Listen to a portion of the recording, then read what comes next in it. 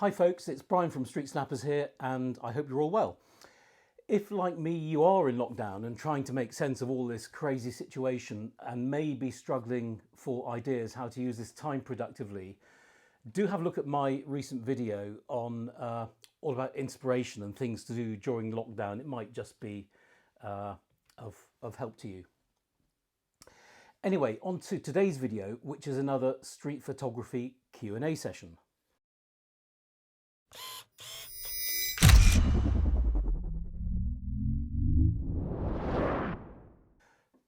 First of all, thanks to everyone who's submitted quick questions for these Q&As. If I haven't yet answered your specific question, don't worry, I will, and it's on the list, so please do keep sending them in. So straight to our first question, which is from Gary from Aberdeen, who asks, do you ever use film in street photography? And the answer, Gary, is yes, very much so. And I strongly believe that whatever the anti-film people will tell you, film does have a distinctive, characterful, different look that you just can't replicate in digital. And digital is fantastic, don't get me wrong. I do use digital most of the time. But I think this difference is quite important, and it's all about grain. And I'm no scientist, but as I understand it, grain is scattered randomly, whereas digital noise is arranged uniformly, which gives it a very different appearance.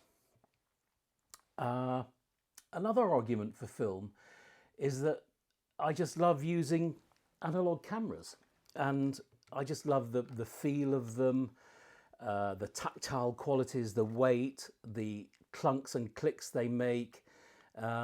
But hey, maybe that's just a nostalgic thing, who knows? But one way a good analogy for me is to compare driving a classic car to the latest brand new Mercedes-Benz. They're both chunks of metal that will get you from A to B in roughly the same amount of time, but the journey can be very different. And there's something visceral about driving that classic. You'll actually enjoy the experience. Whereas with the new Merc, it's just a journey. It gets the job done, but nothing more. But hey, maybe I'm getting sentimental. But I think there is a difference.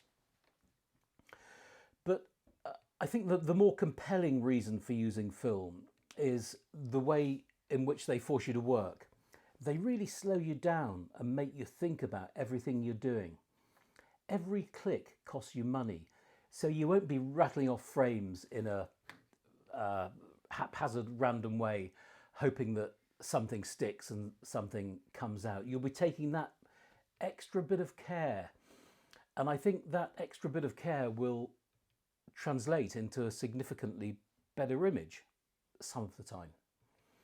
Having said that, I think there's a huge amount of luck in street photography, so that's not always the case.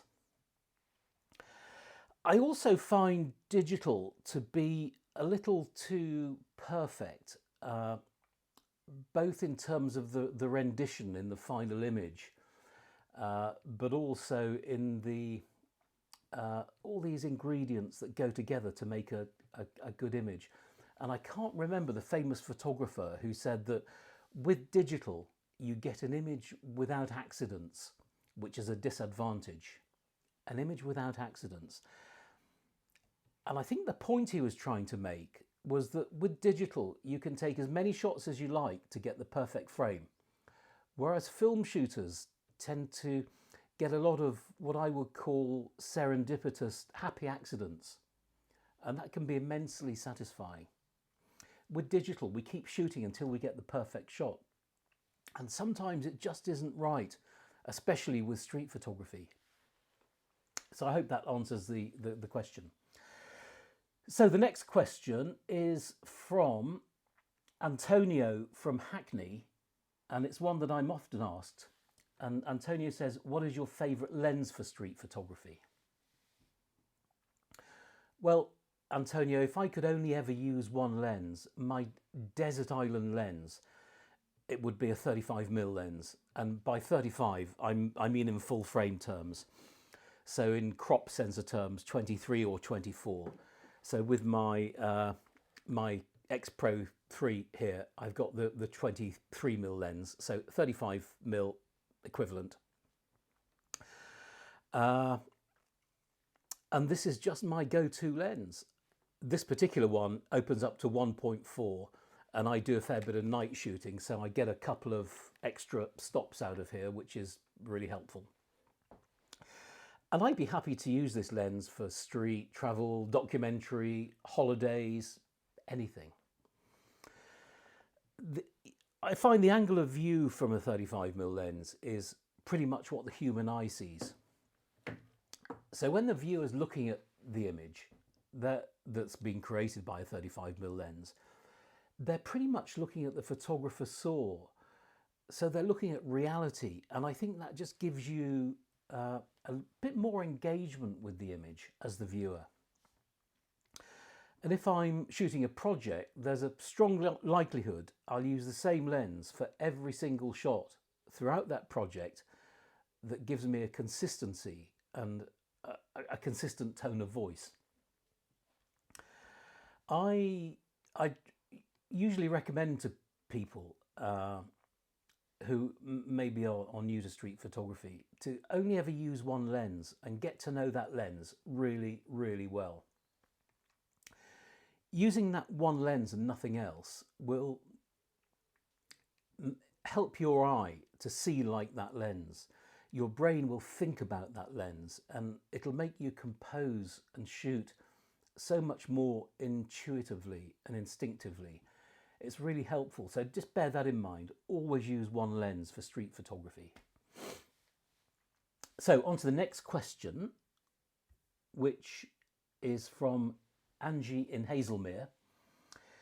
And she asks, do you walk the street snapping instinctively, or do you find a good spot and then wait? Another good question, Angie. And I guess that the question is all about whether I prefer hunting or I prefer fishing.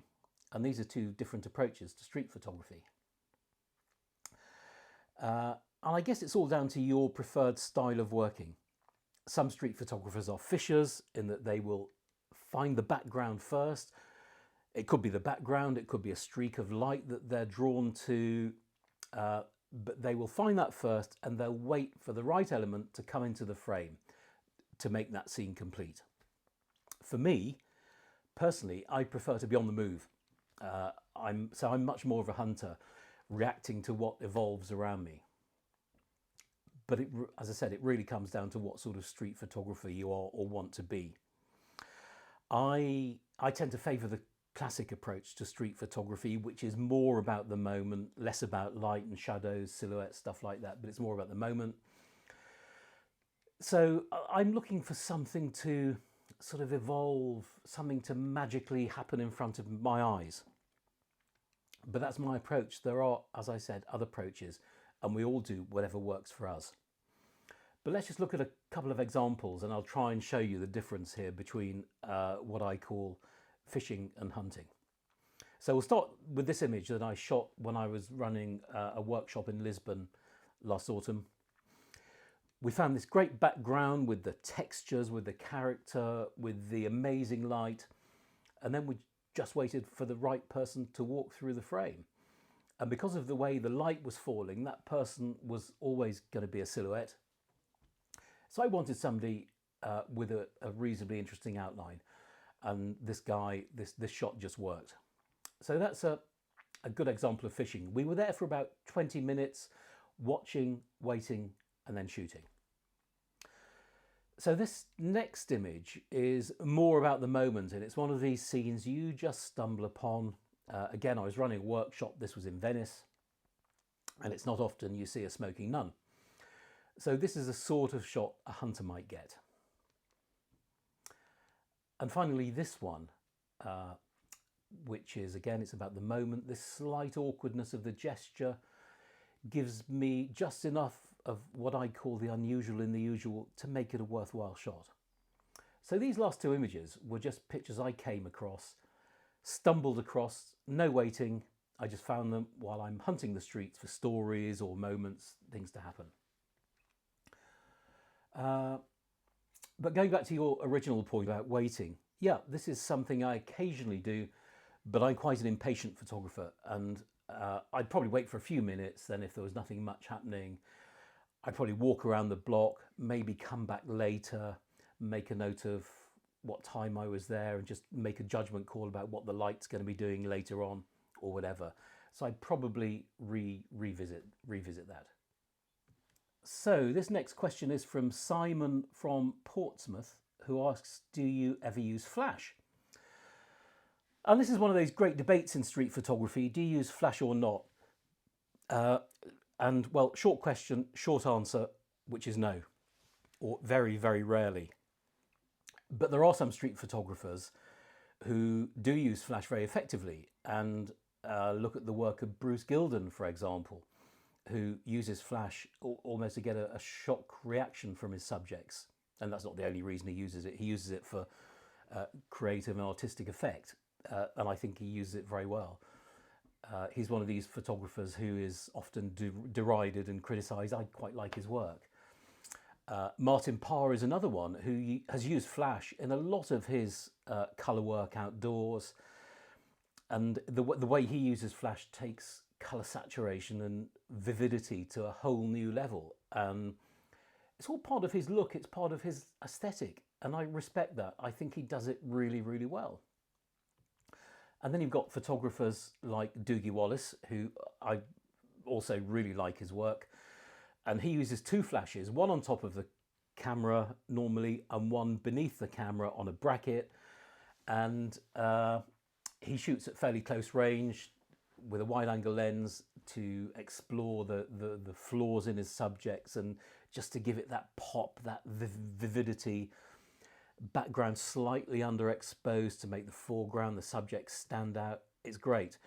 And don't get me wrong, I love the work of all these three photographers. I think their work is terrific, but it doesn't necessarily go out and compel me to start using flash. Because I think for me, flash gives a slightly unreal patina to the shot, and I go for realism. I want to record what my eyes have seen, and flash just might take some of that realism away. And I guess another reason for not using flash is that the photographer sort of becomes part of the scene, and the use of flash can affect that scene. It will provoke a reaction, and it will influence the behaviour of the subjects in the frame. And I just prefer to be discreet, working in the margins, unseen, unobserved, a kind of candid fly on the wall of life. Flash just isn't for me, but I'm not saying it's wrong. You know, as with all of this, there are no rules. You have to do what works for you. So the final question in this session is from Carlo Carboni, who asks if I listen to music through headphones or earphones while out shooting the street. He says he does it all the time, and it gets him in the mood and the right frame of mind for street photography and helps him get over the shyness stage at the beginning of the outing. So do I use headphones? Really good question, Carlo, and it's an interesting question. The answer for me is no, definitely not. I think that as a street photographer, I want to be really in the zone. I want to be completely tuned into what's going on around me. I want to hear everything. I want to be, I just have total concentration. And the slightest sound of something going on around me could mean that something interesting is happening. And I need to concentrate totally on that world around me.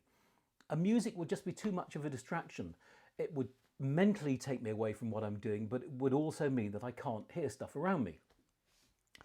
But I do know people who wear earphones and headphones and listen to music for relaxation because it helps them zone out.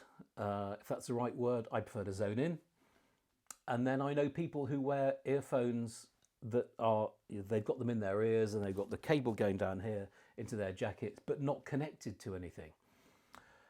And they do this because people are less likely to engage with them or challenge them if they think they're locked away and closed into this, their own world of music or words, and they're less likely to be challenged. And this actually isn't a bad idea, and it probably works.